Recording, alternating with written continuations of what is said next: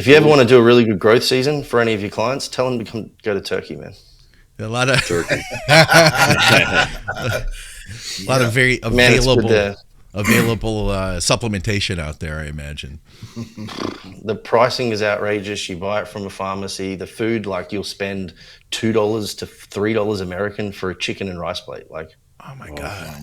That's and crazy. you get your hair done while you're there. You know, you exactly. The whole package. You can get your eyes fixed. Skip, Scott, you want to get your eyes lasered? You can get them done. What's up, guys? Welcome back to Blood, Sweat, and Gear with coaches Skip, Hill, Andrew Barry. I'm Scott McNally, and we are joined by Coach Dean McKillop. You guys probably know him, though, as Flex Coach Dean. What's up, man? Thanks for joining us. Hey, it's a pleasure to be on. Thank you for having me. Right on. Guys, all of our programming is brought to you by TrueNutrition.com. Use our code THINK over there for additional savings on high-quality third-party tested supplements from a company that you can trust. SupplementSource.ca for Canadians. And, of course, by Patreon. Thank you guys for your support over at Patreon. We're going to do a Q&A episode after we're done talking with Dean, and we'll get to all your questions then. But for now, I'm going to turn it over to Andrew. We're going to get this thing rolling. I'm freaking excited. Dean, I've been following you for a little while online now, and I'm excited to get a chance to meet you here. So, Andrew, take it away, brother. Yeah, no, definitely. Dean, I met you when you came over with your athletes for I guess we'll call it the States run. You did the Tampa, you did Texas. I think you went to Tupelo after that. And then I think you guys ended up back in Tampa. But even before you had come over, because your athletes were there about 2 weeks before, Cam George and Alex Connors, 212 and Classic Pros. And these guys, we hit it off real well. Me and my training partner, we were training with them, putting them through posing and having a great time. And one of the things that really stuck out to me was, because you always ask, like, oh, who's your coach or who you're working with? And they had nothing but great things to say about you in terms of response time, just punctuality with check-ins, getting back, the fact that you were traveling over to the States to be there with your athletes for an extended period of time. So they just couldn't rave enough about you. So what do you think you do differently as a coach that, has your athletes, top guys in their industry, raving about you like that? First and foremost, thank you. And you were very hospitable, you and Nate. So I do appreciate the hospitality. When we arrived in Tampa, it was nothing short of amazing. Mate, like, if I'm honest, I think it just is genuine care.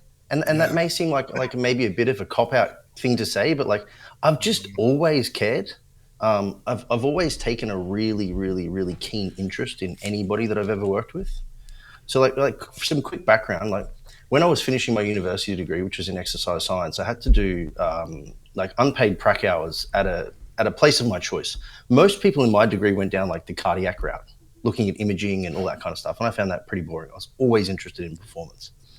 I did mine at a club, a rugby league club in Australia called the Brisbane Broncos, and I was luckily enough to be under the tutelage of probably Australia's best known strength and conditioning coach at the time, and probably still to today in that sort of like genre of sport. His name was Dan Baker.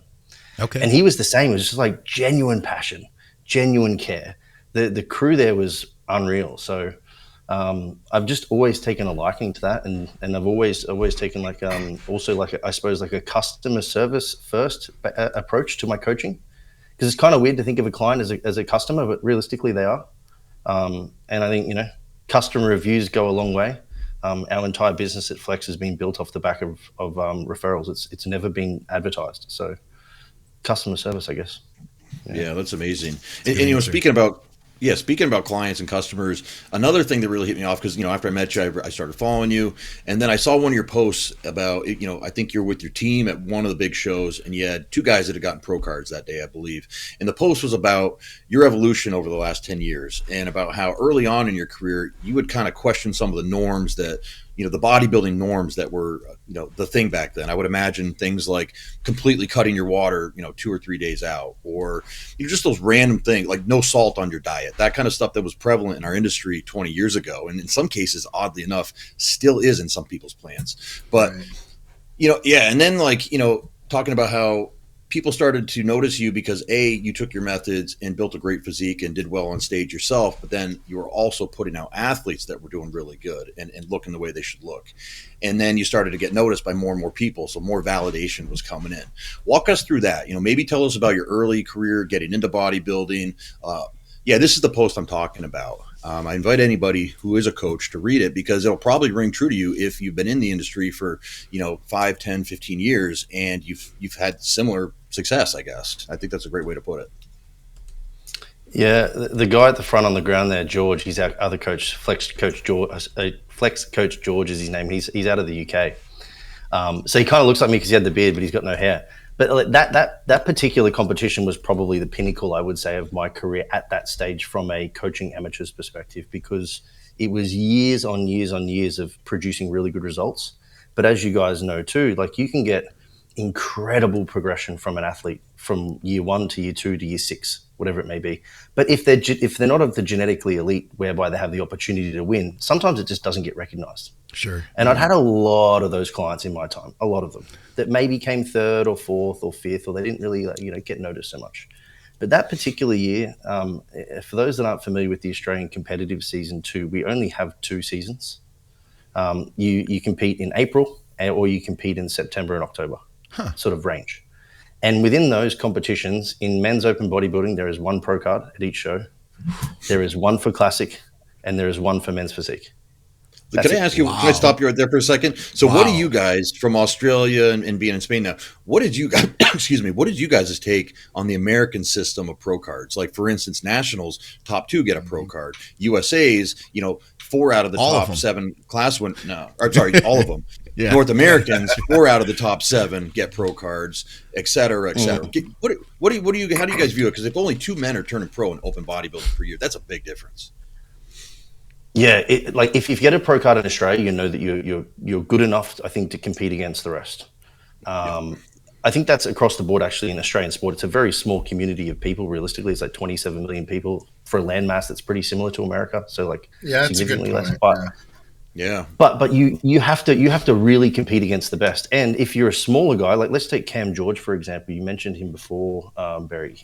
Super interesting. He won his pro card as 76 kilograms, so 165, 170 pounds, against a guy who was nearing 250 pounds. Wow. That's wild. So for Cam to have actually taken the win in that particular year, which we managed to achieve, and this is him at around about 88 kilograms now at the Tampa Pro picture that's been shown. So from his pro sort of card win to then debuting as a pro, we're talking about 25 pounds of tissue added in the space of 2 years. Wow. That's amazing. He's a freak, man. But anyway, so we view it as I suppose it's a lot easier to get them in other places around the world. But I don't personally actually have a problem with it. I understand the business model of it.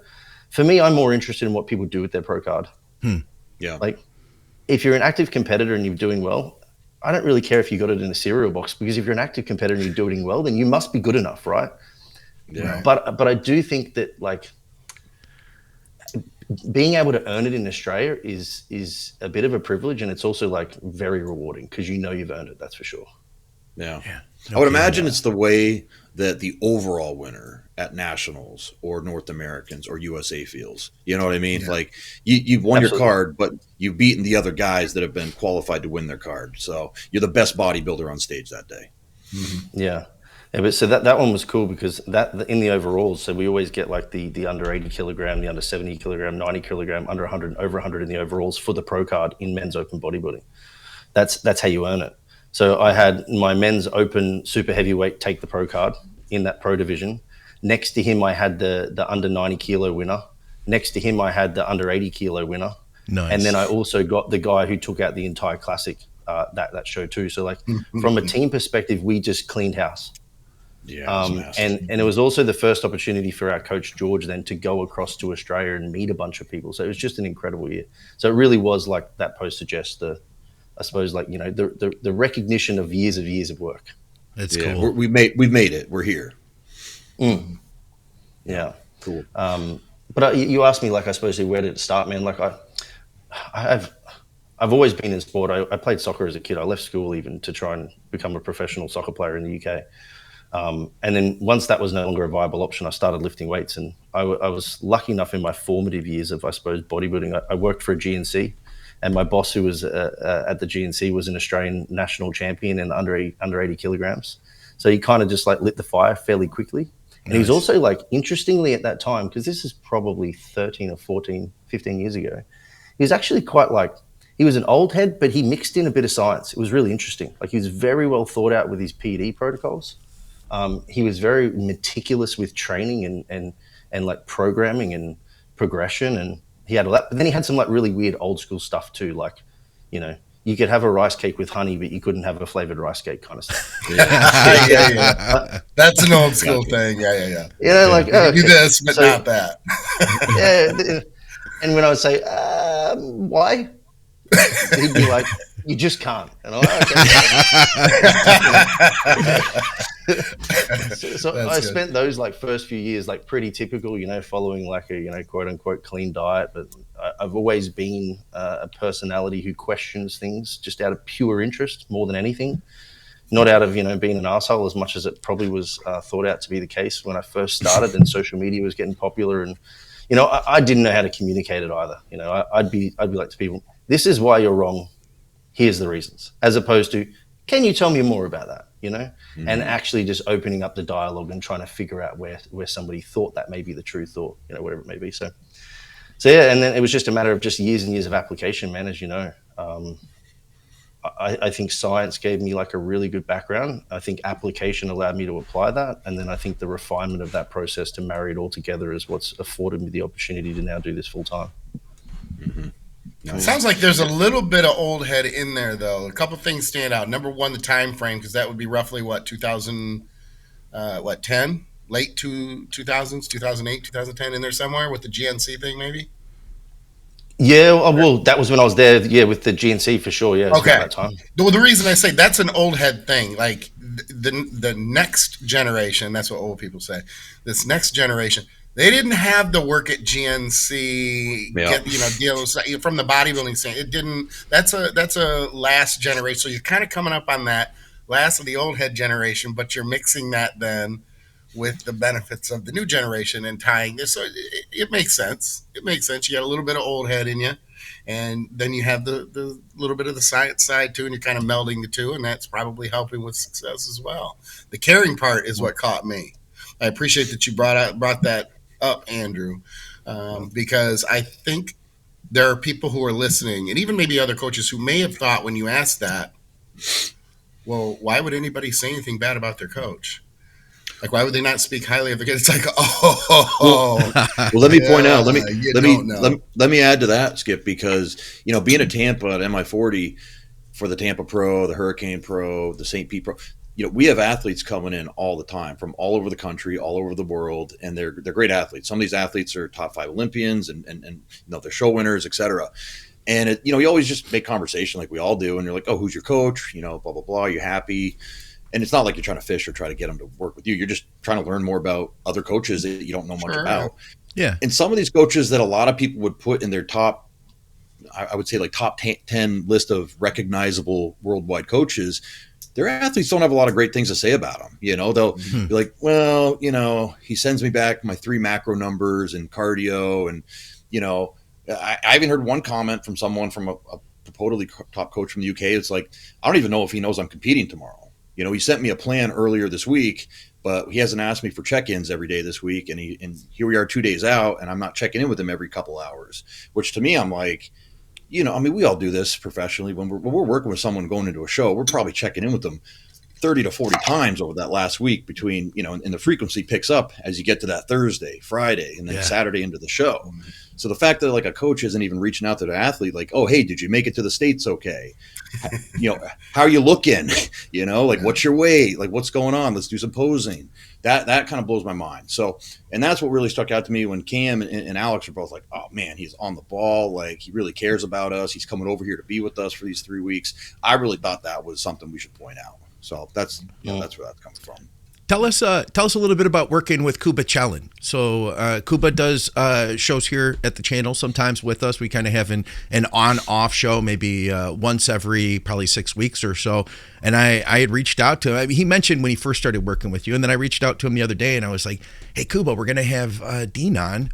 Well, what do you think of him as a coach? What is it about him that you enjoy?" And he said, his perspective was, he said, we're really on the same page. He thinks the way I do. And he added, just as you had said, Andrew, that you're very attentive. You're always there. You're definitely on top of everything. So he has nothing but good things to say about you too. Can you get into a little bit about what are you guys doing together? Mate, Kuba is, as a client, I think, as everyone would expect him to be. I bet. He is as intense as he sounds in the best possible way. Yep. He is as focused as he implies. He is as detailed as he implies. He just doesn't miss a beat.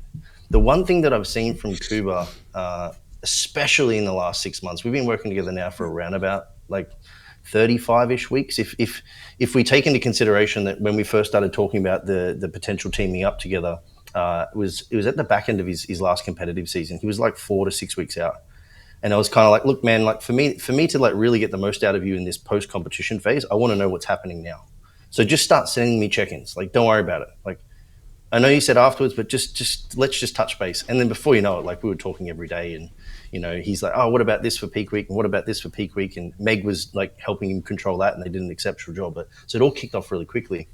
But it's his maturity in knowing when to pump the brakes in this particular, this last phase, has been significantly better than what I think he would have done in the previous years. And I think having the ability to step away from the decision-making process and trust somebody else's decision has afforded him, again, the opportunity to just take that stress away so he can just be an implementer. Yeah. He's an action-first kind of guy. I'm never going to get a check-in from Kuba where, one, it's late. That's never going to happen. And two, it's never going to come with it. I didn't do this for this reason. There's always I thought about this. What do you think about this? His maturity in knowing when to pump the brakes has made the biggest difference, I think, to his progress this year. He's in a very good spot. He's 275 pounds this week. Okay. He's in good shape. He's injuries in a really good spot. He's recovering well. Everything's just running so smoothly. It couldn't go better at the moment, I think. Hell yeah. Yeah, Would his you guys conditioning say is that- awesome right now. Would you guys say that you guys have more of a team approach? Because he's very experienced. He coaches athletes himself. He wants your second set of eyes, second opinion. Maybe you have a clear mind based off the point of the prep that he's in. Would you say it's more of a collaboration or teamwork kind of approach with him? It started out far more collaborative in that, one of my questions for him specifically on his check-in form is, what do you intend to change this week, and what would you like my opinion on? Nice. Because he was a little bit more towards the driver's seat, in that, I knew he had some very clear ideas. And you're funny, he says, we're on the same page, we are. One of the first things that he would say in the beginning is, Dean hasn't said anything I disagree with yet, which I really like. And I'm like, well, this is a problem, because if you do disagree, we need to have a conversation, Yeah. And we found a couple of things occasionally, but since, man, for the last 3 months, honestly, there's been nothing filled out in that section. And it's just been me saying, this is what I would like to do. This is what I think is the best. Do you have an opinion on this? And if so, we'll go that direction. If not, we'll go this direction. Okay. Now, I know that, Kuba's so passionate about training. He knows his body really well. Are you guys at all collaborating on that aspect of things? Do you focus more on the diet side of things, or how does that work? Yeah, so he'll initially program, but he'll put it into my sheets so that so my brain works functionally correct. Sure, I know what you mean. Because he notebooks it and then he puts it into my stuff. And then we'll just go through it and be like, I agree with this. I maybe would do this instead. I would do this instead. And a good example at the moment is we've had to pivot a little bit just because his knees have been playing up since he's gone above 270 again. And he's for the first time now experienced what it's like to do occluded leg extensions. So So like that was something that I don't think he would have probably considered had we not have opened this dialogue up about like what are our other options to currently get the volume in without the consequence of pain, so that you can still train these things every 5 to 7 days or whatever it may be. Smart. Yeah, different kind of pain. We'd have to define pain, I think, but yeah, we got you.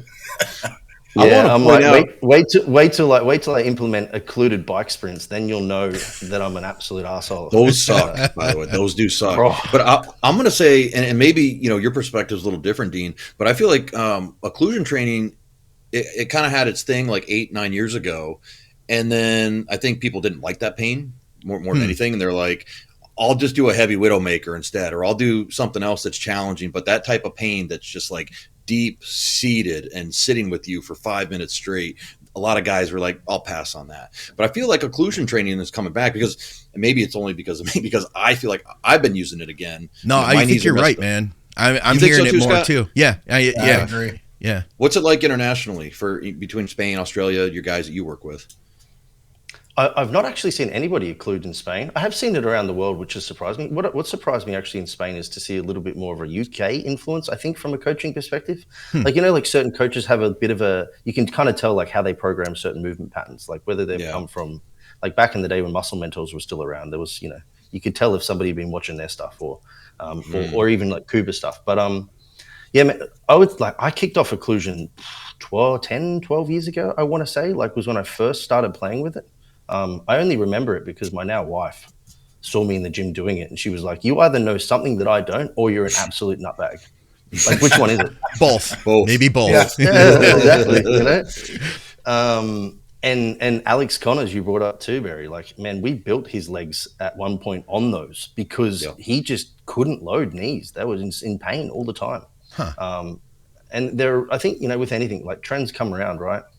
The straight-legged or flared jeans are apparently a thing now, which I don't know how they got back, but somehow they did. So maybe occlusion's starting to get a bit of a kick in again. But I think like anybody that comes from a background of like someone who seeks answers as opposed to like follows protocols, then these sorts of things should pop up. You'll see that people that know them will kind of use them like sparingly, intermittently throughout their entire career, as opposed to having every athlete doing occlusion because that's the protocol for today. Yeah, that's a great point.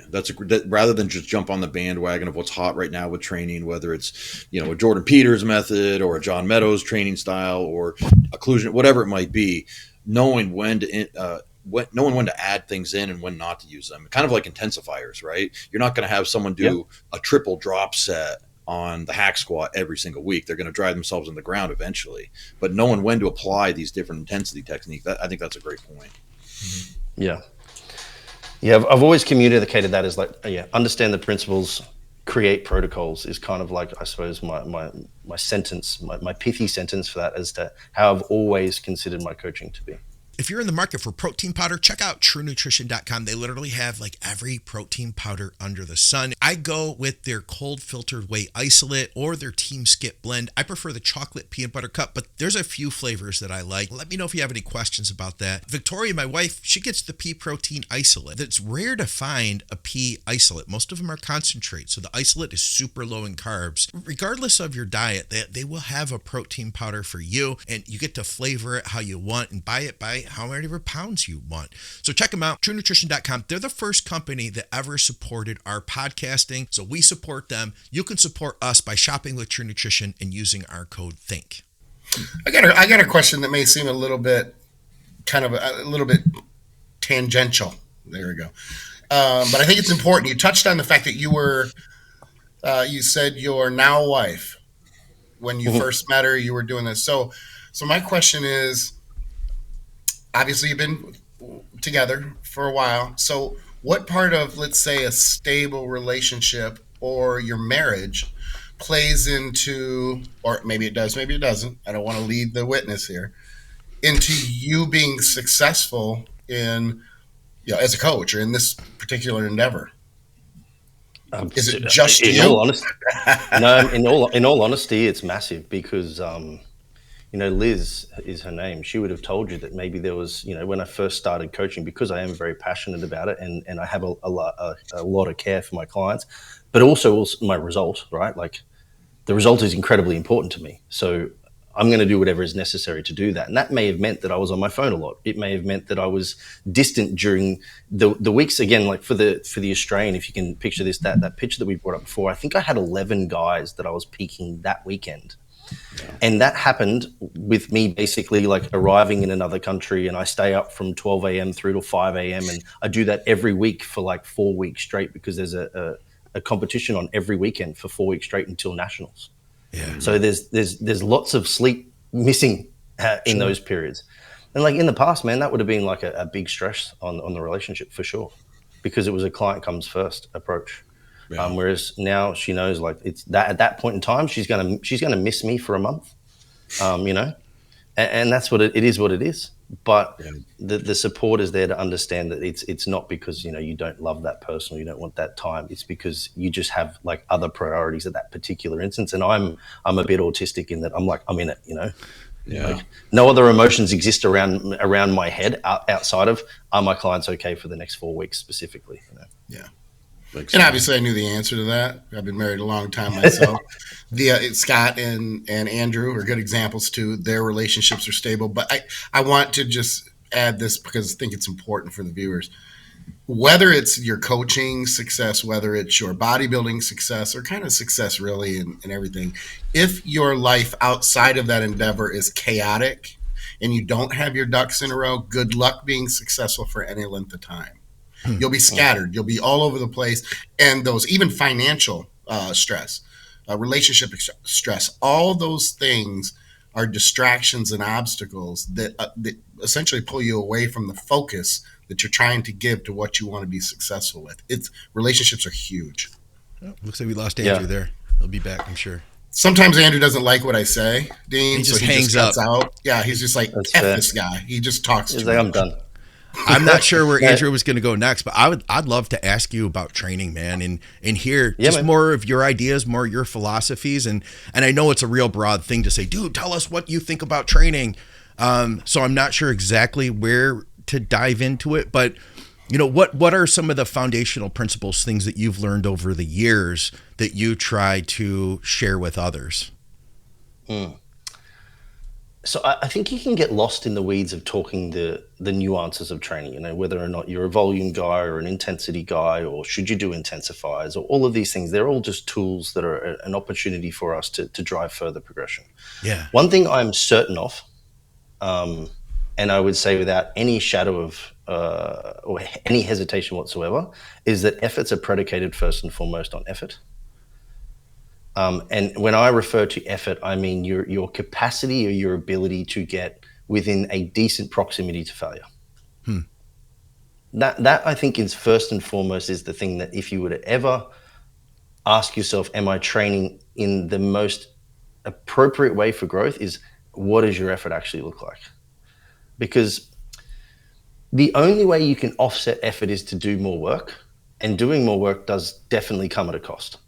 And the more advanced guys I get, the longer I coach, the more I found I've had a greater opportunity to just consistently decrease the amount of training volume in hard sets that somebody has done, to then re-escalate them in a far more efficient manner. I think a lot of people do a lot of junk and don't do a lot of good.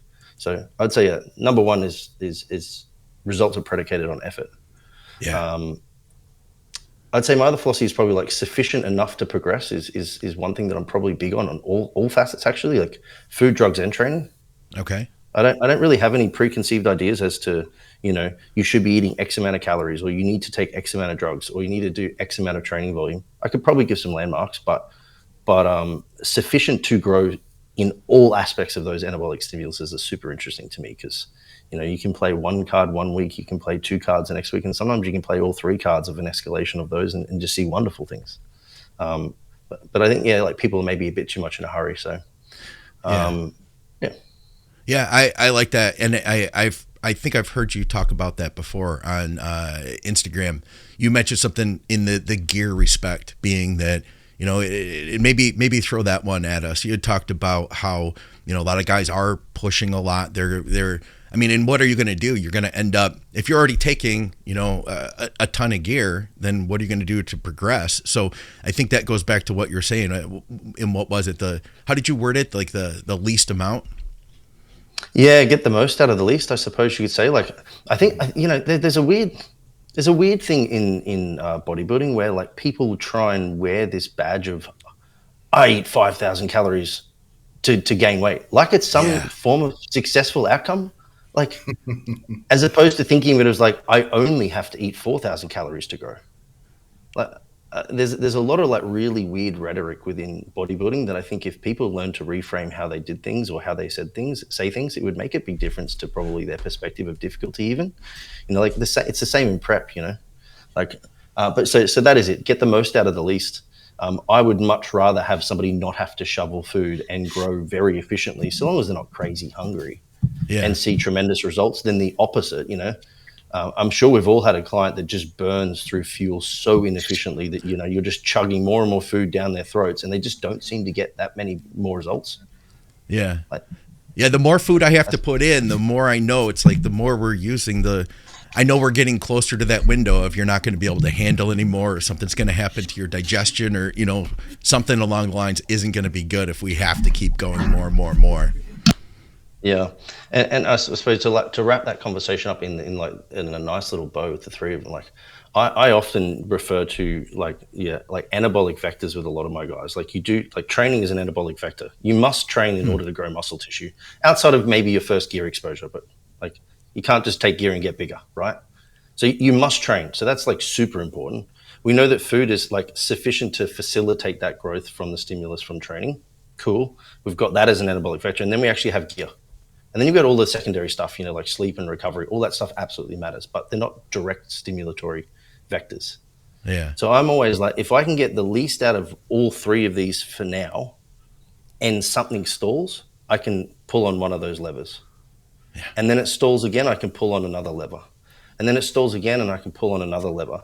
And I can take this step-like fashion approach to growth, whereby sometimes I'm putting in a little bit more gear, sometimes I'm putting in a little bit more food, sometimes a little bit more training, sometimes, like I said, all three, sprinkle them in, watch the magic happen. But the point is that you just need to know when to pull which lever, but you can't pull them all at once and expect to get results forever, because you're going to run into some problems.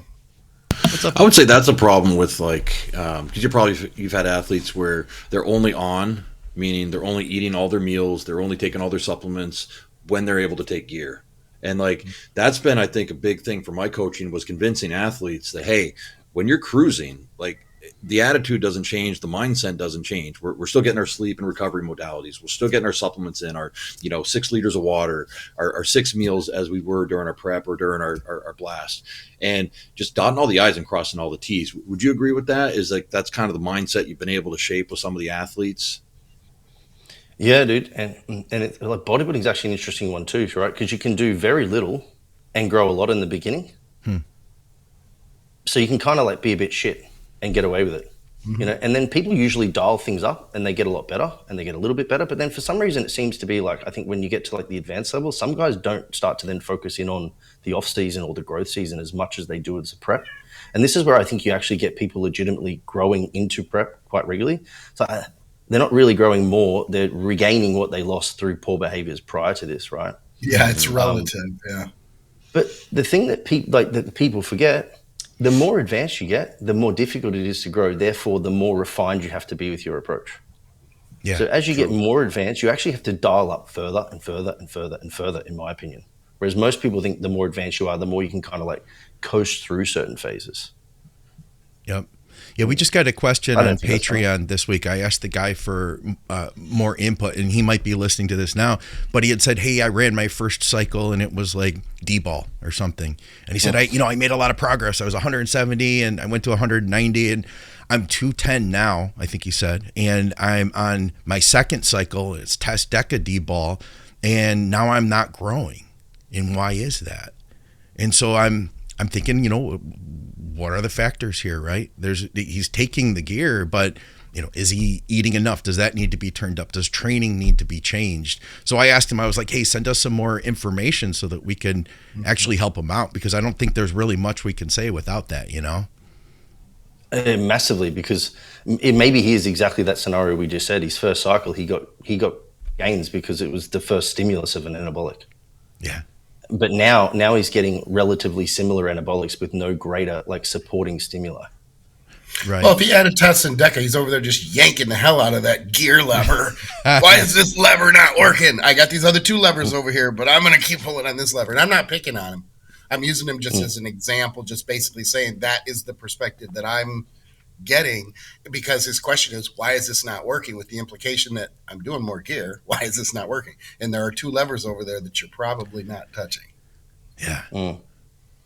That's also like a really interesting thing, man, where I don't know if I've got a clear, concise answer on it yet, but there certainly is, in my experience, and this is one of those, maybe you just believe me because I say so things, as much as I don't want to do those too often, is that more certainly is more with gear, but there is absolutely a point with every client I've ever had where more just doesn't seem to actually achieve much more at all when it comes to growth.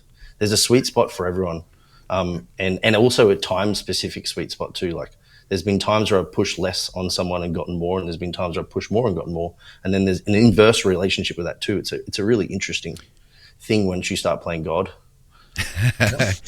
Well, we're glad you see that, and I hope that some of the listeners will see that too. We have guys that are at all levels that listen to the shows, and some of them have, just their own experience. They haven't had the opportunity, like all 4 of us, to see how other people progress, given more gear, more food, more training. And only going off their own experience, they see a huge guy on stage, and they're like, oh, that guy must be taking 5 times as much. I imagine that you have some of your really gifted guys that probably don't need a ton of gear, and that's one of those things. Do you remember the moment when you kind of learned that for yourself? Like, holy crap, some of these guys are just meant to do this. Yeah, man, I had one solidified with a client of mine from Belgium. Actually, he turned pro in the IFBB Elite as a natural in Classic, and he got on stage at around about 88 kilograms before he was a client of mine. And then he came on board with myself and was like, I'm not really sure about all of this stuff, but what can we do? And I remember just kind of putting in like the bare minimum testosterone that you could probably give somebody without it being a waste of time. Yeah. And that's what he stayed on for the entire prep, and he got on stage. Like, I had struggled to get him to 95 kilos. So I'm like, there's how much kilos did he go of up? stage weight. How much did he go 7 kilos cost Okay. 18 pounds of stage weight. Yeah. And were there other anabolics added, or was it just testosterone for that prep? No, Wow. just testosterone. Wow. And in the most like ineffective environment for growth that you could possibly imagine. And this is another weird thing, like, it seems to be a thing for me that I've noticed, that guys with Nigerian backgrounds have an incredible ability to grow muscle, but they really struggle to get peeled. Yeah. I don't know what it is. I don't know if there's like some like adaptive mechanism in their system that has just set them up to not starve, but man, I will tank this guy on 1,600 calories and 15,000 steps a day and an hour of cardio, and he'll barely lose a gram. He just gets better. Like, and he probably just looks rounder, In Dubai, man, we had to walk him. We walked him an hour and 15 minutes in a tracksuit to drop 3 kilos to make weight. 3 kilos. So that's about what, 8 pounds almost. 8 pounds, yeah. Wow. Yeah. That's not fun. And then he won, of course. Well, there you go. That's wild. I like the of course there at the end. That's funny. Why I'm reminded that we have this different measure system over here in the United States because we're trying to make the conversion, in our head of kilogram. What's that for pounds? That sort of thing. It's a funny. I appreciated Andrew before saying liters, because when I got my first ever American client, I'm like, "Oh, how much fluid do you drink?" And he's like, "Whatever it was, 1.5 gallons." I'm like, "Yeah, okay." And then I'm googling, I'm gallon. I'm like, but if I want to remove 500 milliliters, what I'm going to say? Can you remove like 0.8 of a gallon? Like, how do you do this? I use the shaker cup as like, because there's a line where like right below the top is 600 mLs, right? And I'm like, if you're drinking 10 of those a day, that's 6 liters. That's where we're starting with, and we can titrate up or down. And then like on show day, I could be like, okay, half of your shaker cup, so you're getting in 300 liters, or whatever amount I want. I can just say 1/4 of a shaker cup, and that gives them the rough. If they're not too keen on actually measuring, what drives me nuts is when people are like, I do 2 Stanleys a day. Have you heard that one? Not yet, no. So like all the kids today, Yeah, they're like raw. It's like it's a bigger jug than this with a handle, and I think it stands for the Stanley Cup, maybe the hockey thing. I don't know, but it's the like, brand. yeah, It's the brand of the thermos. Yeah, it's kind of like the Yeti, the new Yeti. It's just more trendy. Well, either way, like Rachel convinced me to buy her one, and it was like $60, and I'm like, you gotta be kidding me! Like it's just it's the rage right now, right? So I got a female client. She's like, oh, I did my 3 Stanleys, and I'm like, yo, I don't know what a Stanley is. How much is in that? Is it a liter per bottle? Is it 2 liter? Like, what is it? You know? But I hate when they talk about ounces. Ounces always drive me nuts, and I'm always on the phone doing blah blah, blah ounces to liters, milliliters. For me, I think because I do a lot of my foods in grams. I'm sure you probably do too, Dean. You know, over here, people like to do ounces. They like to do cups. They like to do, where for me, it's like if you're measuring a cup of like cream of rice or a half a cup of cream of rice, it's like that's not exactly the same measurement every day, you know, because of air movement and, you know, maybe you're over the mark a little bit or under. You know, so I'll argue the other side of that. So I'll do cups. And it depends on the situation, but I was raised doing cups, so my brain thinks in cups. So when I look at a physique, I'm like, we need to remove carbs, and my brain is thinking in what do we need to remove in cups. And at one point, I was thinking to myself, like, should I go to grams? You know, should I go to grams on this? And I, you know, had figured out all the conversions and stuff, and I do use grams now at times. And I asked Shelby, I was like, Shelby, what do you think? And he was like, well, you know, I use cups and grams, depends on the situation, but I use cups with people at the Olympia, and it works for them, so it'll probably work for your clients too. And I was like, I would argue the opposite. I would argue the opposite of that. That what works for Olympians probably doesn't work for the average. Yeah, that's a good point too. Because you could give an average Joe the same meal plan, training program, and drug protocol, and they ain't going to look like Derek Lunsford or Andrew Jack. Or you get the point, though. I was like, I guess if you can diet, they can diet with cups. I can do it too. Yeah, for sure. This is me as the poker. I would have said yes, but could the Olympian be better if they did grams? There you go. That's a great answer. Stay away from stone. We don't. Yeah. I refuse to take away in stone. That's just way too much. That's way too much calculation. No, I'm not doing that. Yeah. So Dean, tell us about your own career, like in terms of competing. I know you competed recently. I think it was last year or the year before. Am I right about that? Just under 3-ish years ago. It was in April, about 3 years ago. So, you know, after the schmozzle that was the world when the sickness hit, and Australians were eventually allowed to leave the shores of Australia, my wife and I decided that that's not even a joke, unfortunately. I know. my wife and I decided. Thankfully, I was in the good area. We only got shut down for 8 weeks. We decided to. I was supposed to compete that year, the end of the year, and my coach at the time and a friend of mine, Joe Jeffrey, he was like, we were lined up. I was about 7 weeks out when it got cancelled initially, and I said, "Oh, dude, I might just call it, like, you know." And Liz, my partner, because I said it was going to be my last season, she's like, no, like, it would be a shame to have worked all of this, you know, put in all this work for this, because I put in a legitimate growth season for the first time in like ever, because I used to just train for fun and then compete when I felt like it. Like I'd be like, it's 25 weeks, I'll do this now, and you know. But I knew that if because of Australia too having like certain weight divisions, I was going to have to do a legitimate growth season because I was already at the cap for the one that I was just naturally falling into, which was like the like under 200 pounds sort of range. So anyway, light heavy. Yeah, light heavy. So then I ended up by just saying, oh, well, let's take our first trip to the UK, and that's where we ended up. I ended up doing a show there in April, about 3 years ago, so 2022, I think it would have been, and I took out the British titles at that time for the light heavies. I probably should have been a heavyweight, but I got beaten 2 weeks beforehand by Reese, who's a now pro from the UK. He was actually an ex-client of Kuba's at one stage, and now he gets prepped by Evolution. Tom Hames, I think his name's. Okay. But yeah, so he beat me. He was just a little bit bigger than me in some spots. And then one of the judges said to Joe, he's like, if you can get him under light heavies, I think he'll do all right. And I was 93.5 kilos and like legitimately peeled. So I needed to pull off another 8 pounds in 2 weeks. We did it. And I was, it's the first time actually I've ever felt like I looked flat. Like I'm not somebody who's susceptible to that feeling. I'm just like, I'm either not lean enough or lean enough. That's it. Yeah. Like, I don't really care what the look is. I'm either not lean enough or lean enough. You'll never hear me complain about being flat because it's just I'm either fat or not ready. Yeah. Yeah, man, we ended up making it. I don't know how. And then was lucky enough to win that show, which I actually, in the same time, had competed against now pro as well, Carlos Philibrick from the UK. He competed in that same season. So there's two of those boys there that I got beaten by or beat that have now turned pro. So that's cool. Yeah, it was cool. And are you finished competing yourself? Yeah, I just want to coach, man. I get much more satisfaction out of it. I also, like, man, I'm 38, so I knew that for me, like, even if I achieved a pro card, I would do absolutely nothing with it. Yeah. Because, you know, I'm 5'9", and I would have probably been on stage, like I said, at like 220 pounds. No, what's that? No, not even 210 pounds. Yeah. And like the guys of my height are like 250, and there's no way I'm making that. You know, too tall for 212s, but not large enough for the open. Yeah, I got you. Yeah.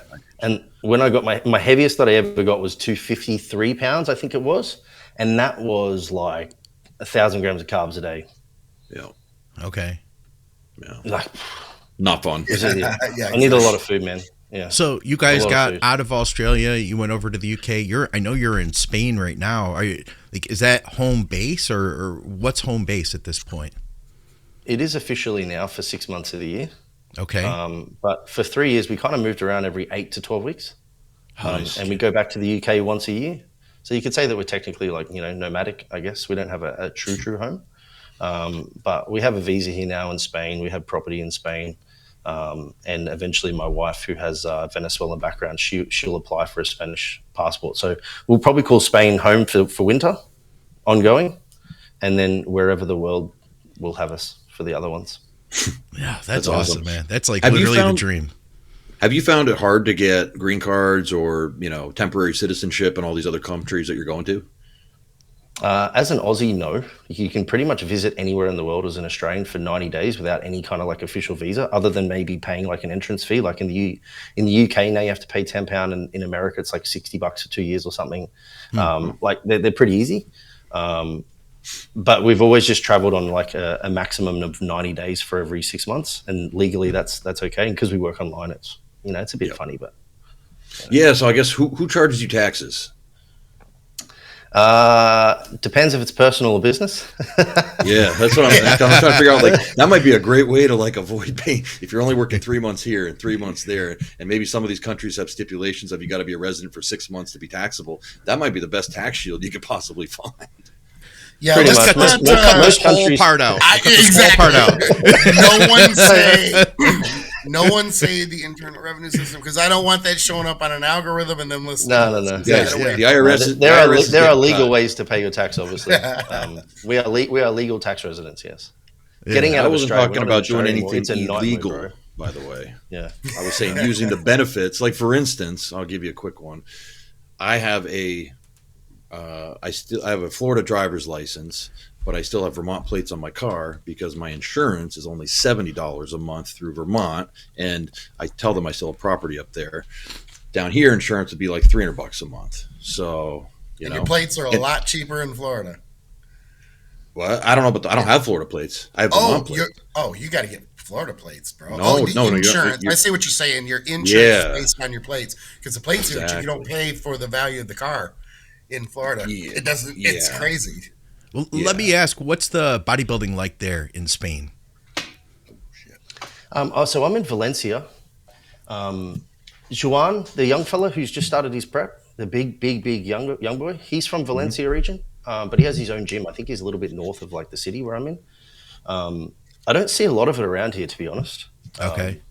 There's a Titan Fitness in Valencia that's a little bit further out, which is the same Titan Fitness owner, I think, as Alicante. But Alicante's got like a good little hub there because that's where they run the Spain Pro Show out of. But I don't see, man, honestly, I don't see a lot of bodybuilders around here, like not sizable ones.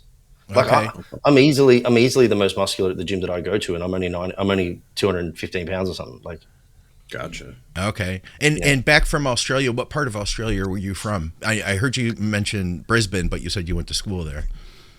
Yeah, so I was on the East Coast. I lived the last 4 years of my life there on the Gold Coast, which is about an hour from Brisbane. I was there. I got to visit. My wife spoke out there a couple of years ago in Melbourne. We went down to Brisbane and then down to the Gold Coast and inward a couple hours. Man, that is some of the most beautiful country I've ever seen in my life. Man, honestly, dude, if Australia was closer to Europe, I'd live there still. Yeah? It's just that Australia's so far away, as you experienced. Yeah. That if you want to go and check anywhere else, it's just very annoying. So I don't know how they got that many snakes on an island.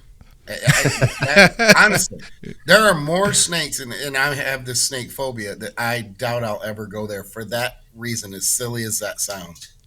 You guys got some wicked shit over there. This is true, but Skip, I can tell you, man, I left Australia when I was 34. I think I saw maybe 1 or 2 snakes in my entire life, and I was born in a little country town that was like full of plain lands where they grew grain. Like you'll see them around occasionally, but like, It's probably like gators down here, Skip. Like there's gators everywhere. Cool. Yeah, but I don't see them every day. I rarely ever see an alligator. Like That's rarely. a good point. But I'm not scared. And there's of gator. one So that if I literally see a gator, ate I a don't give a woman. shit anyway. There was one that not even a mile from my house. They found an old woman half in the thing's in the mouth. Like You're kidding me. Half. Yeah, that was like, actually it was on the national news. news. Yeah, Dude, it was literally national news, and I'm like, Ulmerton, like that's the street right up the road that my Lowe's is at. And then I like zoom in, and I'm like, I drive by there every single day. What the hell? And they had this picture of this big ass alligator, and like they had the blurred out vision of an old lady like sticking out of them. I'm like, yeah. Jesus, You can't have bad knees or bad hips if you're hanging around a pond down in Florida. Because if you can't move very quick, you know that guy nudged his buddy. Goes, look at this one. She's moving a little slow. I'm gonna get her. Yeah. Which is a bad joke because I understand, I'm not being very sensitive to her family. And if her family is listening, I apologize and condolences. Yeah. I don't know. That's how you cover comments like that. Well, one last question for you. Do you like the show Glitch? I don't even know the show Glitch. Me either. Oh, it was an Australian show from like 2016 through 2020. It was on Netflix, and I liked it because like I liked how everyone talked on the show. Americans are stupid. Like we're always like, oh, he's got a UK accent, or oh, he's got an Australian accent, and we try to mimic it. We're idiots that way. And so me and Rachel, my wife, we're sitting there trying to talk like them throughout the show. But anyway, it's a show about people that come back from the dead, basically. In like a weird realistic sense. But if you've never watched it, it must not have been a big thing in Australia. But it said it was like the top Australian show at the time. So I've got one for you. Have you seen or heard of, and if you guys hadn't, you all need to see Mr. In Between. You told me about that. And it's on my list. It's a great show. He's a kind of everyday guy, kind of blue collar guy, also a hitman too. And he's got like 12-year-old daughter. And I believe he did all the directing too, the guy who stars in it. But it was, I think, a 3-season program. I think it's on Hulu for us here in the U.S. But it was an Australian show, really, really worthwhile. I suggest it to everybody. Ron told me about it. I reckon you'll find that most Australians would probably dislike the two because they're Australian shows. Most of the television that is popular in Australia is America and UK TV. No kidding. Okay, that makes sense. Interesting. Yeah. Lee Priest told me that he had always gotten, like, I know they love bodybuilding over there in Australia, but he was saying like he doesn't feel. The vibe I got was that although he is like the Australian national treasure when it comes to bodybuilding, that Australians are kind of like, it's Lee Priest. Whereas you take him anywhere else in the world and he's like a god still to this day. Yeah, it's super niche still in Australia. Like on the Gold Coast, it's very popular, and in Melbourne, I would say they're the two probably like hotter spots for bodybuilding.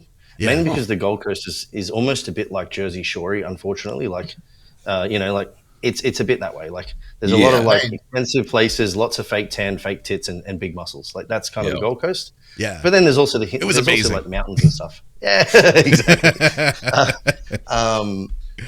But then Melbourne is where you would actually go if you wanted to train in good gyms in Australia. They have the best gyms in Australia by a long shot, like big warehouse gyms, whereas most of the gyms in Australia are a lot smaller. Yeah. Didn't Josh Lynn Arnowitz have a gym out in Australia? I don't know if he had his own gym as much as he was probably just like an affiliate to like even like Doherty's and stuff like that. But I don't think he had his own. He did his last prep in his own garage gym, as far as I know, too, which he did for Romania. Okay. Correct me if I'm wrong, but gear is not as easy to acquire in Australia. It's both difficult to acquire, expensive, and typically not that great. Yeah. And the penalties. What about the legal ramifications? Yeah, I was wondering about the penalties as well. Yeah. Possession will get you in trouble, but distribution is considered to be as bad as cocaine, heroin, you name it. Okay. And that's because there's a big influence of are you familiar with the term bikies? Like, yes, guys who are like bikie groups in Australia are like largely affiliated with the sales of that stuff. And then in Australia, you are actually not allowed as a bikie to own a tattoo parlor, a barber shop, or anything like that could afford you the opportunity to deposit cash for an undisclosed amount for a fee, because it's too easy. Really? So they can't own any of those, and they're also not even allowed to now ride in bigger groups than 3 or more, I think it is. Otherwise, it's classified as a gang, and they can be fined. You're kidding. That shit wouldn't fly over here. That'd be like the ACLU would be like all up their ass about discrimination. Like, I can understand not letting, say, felons, have firearms, especially for violent crimes, which is a big thing that, felons lose that right over here. But not being able to congregate with other people or not being able to own a particular business, like there'd be some major lawsuits. It's pretty gray area too when you think about it. 3, what an arbitrary number, because if I happen to be out riding myself and I just come upon 2 other bikers, we're going to jail. We're breaking the law. What the hell is this all about? That's crazy. They do have, you guys are doing some good stuff with research. I know that they're doing a lot of really cool studies that are coming out of Australia now related to gear, doing like polls and stuff like that. So there's a lot of really good stuff that's happening in that regard. So even though it's super, super illegal, they're definitely pushing ahead. I'd even say more so than here, as far as getting more data about how people respond to things, what are getting science on, like knowing statistics, like what kind of doses are people using, what kind of cycles are they doing, what do they think about trend? There's even studies out there about that, like what are the perceptions of trend? I'm always worried about those types of surveys because it's like now you're telling them, and they're probably involved with government agencies for funding, what to look for in terms of like, hey, if everyone's using Masteron, let's be on the lookout for drosterone and propionate. You know what I'm saying? Like, exactly. So you don't feel like too truthful. It is. You're right there, Scott. There's a gentleman named Tim. I've just pulled him up so I could pronounce his last name probably, like Piatkowski. Yeah, that's it. Yeah, we did a podcast together when I was out there with him. That's how I met him there. He's a great dude. I've kept up with him since. Yeah, so he's doing a lot of the harm reduction research, which is really, really cool. The hilarious thing is there's most people in Australia, when they want to get their needles, they get them from a needle exchange. Yeah. So like where you would go if you're using meth and you just want clean needles or whatever it is, doesn't matter, heroin, you name it. So you can go and just get needles for free from these places. But there's one in Brisbane that everybody goes to, and it's called Roma Street Needle Exchange, and it's next door to a police station. Okay. Jesus. Nice. There were a lot of people in the United States against the needle exchange idea or concept until they thought, oh, wait a minute. I can get needles I'll just put here. Now I'm down for it. Come on. I'll just put an order in on Amazon or something, dude. Yeah, $20. I'll spend the $25. I don't think we should be giving needles out to anybody personally, but that's just me. But anyway, so Dean, before we wrap this up, what's next for you? Like, what do you got in store for this year? Are you traveling to the Arnold? Are you doing, what big shows are you going to? What's going on with your coaching? Man, it's actually like a pretty big year for me. Actually, I've got about 13 pros on my roster at the moment, which is like really cool. Most of them are Australian. I've got my classic guy that was in that picture, Tom. He's debuting, and he's going to debut in America in around about 18, 19 weeks. He's going to do the Indy and that. I'm not sure if I'll get out for that because I'm just not really sure where I'm going to be. But then following up from that, I've also got a classic guy who I took to the Olympia 2 years ago, Daniil Famponte. So he's coming back after having a full year of like proper growing. Nice. He's looking awesome, man. So I'm looking forward to him. And then I've got a good little American season coming up again in the same time frame that we met last year. So they'll go do Tampa, Texas, potentially prior to that Chicago, and I'll definitely be out there for at least 2 of those shows. Of which case, again, I'll have the bigger guy who won that super heavyweights debuting in bodybuilding. We'll have Cam back over there. We'll have I'll also have another guy, Ethan, who I've had do a European tour or 2 with me now as well in Classic, who will come over at the same time too. So there should be actually like a good little 3 or 4 of us. That's awesome. Australians specifically competing, and then so I'll have one in each division, and that's going to be the biggest one. And then obviously, if there's a qualifier for the Olympia, I'll be there for that for sure. I'd never miss that out of any of my clients, and maybe some European shows as well. But nice, awesome. That sounds great. Yeah, very busy schedule. It sounds like that's great. Yeah. It's fun, man. I wouldn't change it for the world. It's afforded me like a massive luxury to be able to do this. To sit here and just look at dudes in underwear is a weird job, but Hey, where are you going next, by the way? Do you have an idea yet? You're in Spain right now. You said you're only going to stay there for so long. You guys move around. Do you have it on the radar yet, or is this something where like the last day you flip a coin? No, we're pretty prepared. You have to be prepared to go to the UK because otherwise you're going to spend a ridiculous amount of money to live there. Oh, so you're going to go back there next. We always go back to the UK for about 8 weeks. Because one, it's nice to freshen up and like speak English for a little bit. As I can only speak so much broken Spanish. It's funny. The last time I actually got to use Spanish in Florida, of all places. That blew my mind. Huge Hispanic population down here. Huge. Yeah. I was in a Walmart and the guy didn't even know what I was talking about when I asked him where the bread was. So I asked him in Spanish. Not that I can speak very good Spanish at all, but like I was like, "What's happening?" Anyway, that's funny. We're gonna do a little 4-week detour back to Turkey, just to the southern coastline. We lived in Istanbul for 7 weeks. And, that was a nightmare, but in a good way and a bad way. Wow. So we'll go to just catch some sun there for a little bit, and then we have to go back to the UK for a bit, and then we're actually thinking of doing a random one, like a 4-week stay or 5-week stay in somewhere like Estonia or one of the Scandinavian countries. We haven't been up there, so I love that. I love that. Yeah, that's amazing. If you ever want to do a really good growth season for any of your clients, tell them to go to Turkey, man. A lot of Turkey. a lot of very available supplementation out there, I imagine. The pricing is outrageous. You buy it from a pharmacy. The food, like you'll spend $2 to $3 American for a chicken and rice plate. Like, oh my god! That's and crazy. you get your hair done while you're there. You get the whole package. You can get your eyes fixed. Skip, Scott, you want to get your eyes lasered? You can get them done. Nice. Do it all. That's amazing. Crazy place. Cool. A crazy place. Right on. All right, we wrapping this thing up, Andrew? I think we're good. Yeah. All right. This is fun just to kind of shoot the crap and get to meet you, Dean. I know we didn't really get into like any deep bodybuilding science, but I think sometimes it's fun to just kick back and get to know other people in the industry, man. So this has been an absolute pleasure. Thank you for coming on. No, likewise. Like I said at the beginning, thanks for having me on. I'd come back in a heartbeat anytime, mate. So. All right. Next time we'll have to put your brain to work and we'll do some actual bodybuilding talk. But for now, guys, we appreciate everybody tuning in. And of course, like, share, subscribe, comment, ring the bell, all that stuff. And if you want to reach out to any of us for coaching, I'll have that information below. I'll have Dean's Instagram below too, so you guys can follow him there as well as everybody else's. And thank you to TrueNutrition.com. Use our code THINK, supplementsource.ca. And for the next Q&A, we'll get to our Patreon questions, guys. For another episode of Blood, Sweat, and Gear, we will see you soon. Thanks, Dean. All right. Thank you, man. We appreciate you, brother. Yeah, Dean, reach out to me when you're every time. Yeah, he's good. Reach out to me when you're coming back over here to the States again, man, and we'll get together. Dude. Well, I'm not 90% certain I'll be at Tampa. Nice. And definitely at Texas. Cool. Do you know? And then maybe earlier, I'm sure. Do you know people in the strength field out there a lot? Like, do you know a guy named Gus Cook by chance? Yeah, I know of Gus. Yeah. Okay, and Sarah Rainbow, who he works with. Yeah, Sarah's a beast, man. They're coming to. So my wife works with Gus to help him with certain aspects of Sarah's prep and stuff.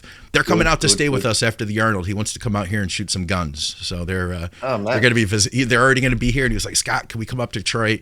I see you shooting all those guns. I want to come up and take part. So I was like, yeah, let's do it, man.